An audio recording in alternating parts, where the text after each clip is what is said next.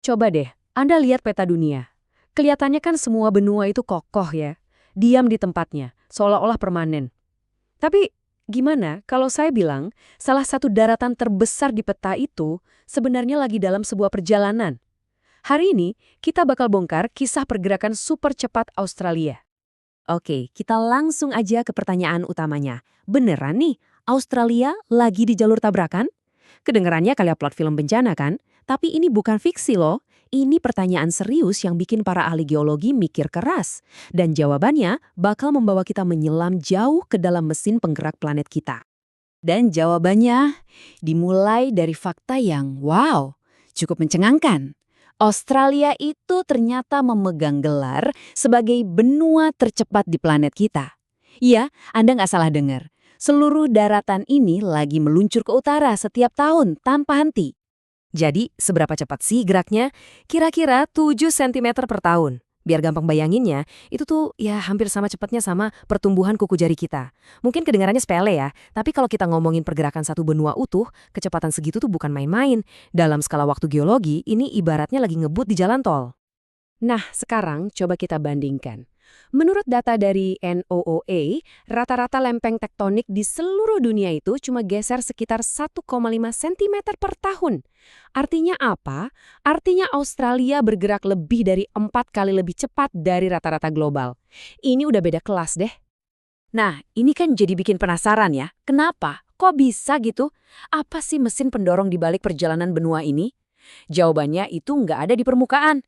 Kita harus melihat jauh ke bawah, ke mesin raksasa panas yang terus-menerus membentuk ulang dunia kita. Lempeng tektonik. Buat Anda yang mungkin udah lupa pelajaran geografi, coba bayangin permukaan bumi itu kayak puzzle raksasa. Nah, setiap kepingannya itu namanya lempeng tektonik. Kepingan-kepingan super besar ini nggak diam. Mereka itu mengapung dan meluncur di atas lapisan mantel bumi yang panas dan kental. Ya, kayak rakit-rakit kolosal di atas sungai magma yang geraknya super lambat. Nah, rakit yang ditumpangi Australia ini dikenal sebagai lempeng Indo-Australia. Lempeng raksasa inilah yang jadi semacam kendaraan pribadi benua ini dalam perjalanannya yang nggak kenal lelah ke arah utara. Dan jangan kira ini cuma soal Australia aja loh. Lempeng ini tuh satu paket raksasa. Di atasnya ada benua Australia, ada Pulau Tasmania, sebagian Papua Nugini, sebagian Selandia Baru, dan bahkan sebagian besar dasar Samudra Hindia. Coba bayangin, semua itu, daratan dan lautan, bergerak serempak sebagai satu unit kolosal. Oke, jadi kita udah tahu Australia bergerak cepat, dan kita tahu kenapa. Sekarang yuk kita bahas konsekuensinya. Soalnya, pergerakan ini bukan sekedar fakta menarik buat kuis, ini punya dampak nyata, baik dalam kehidupan kita sehari-hari maupun di masa depan yang sangat-sangat jauh. Dampak paling nyata yang bisa kita rasakan saat ini tuh ada di kantong kita. Setiap kali Anda pakai GPS di Australia, Anda itu bergantung pada data yang terus-menerus diperbaharui. Kenapa? Ya karena benuanya sendiri terus bergerak.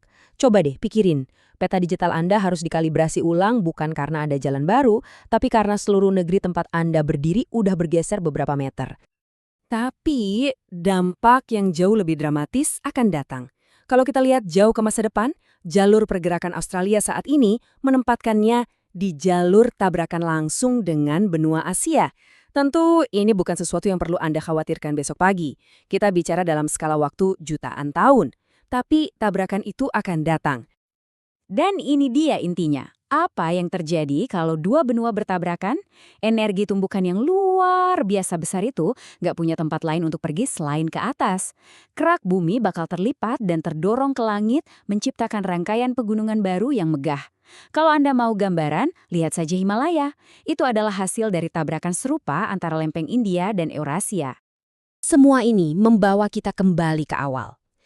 Kita cenderung melihat peta dunia sebagai sesuatu yang statis dan abadi.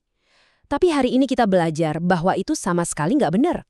Planet kita adalah sebuah karya yang terus-menerus dalam proses, selalu bergerak dan berubah.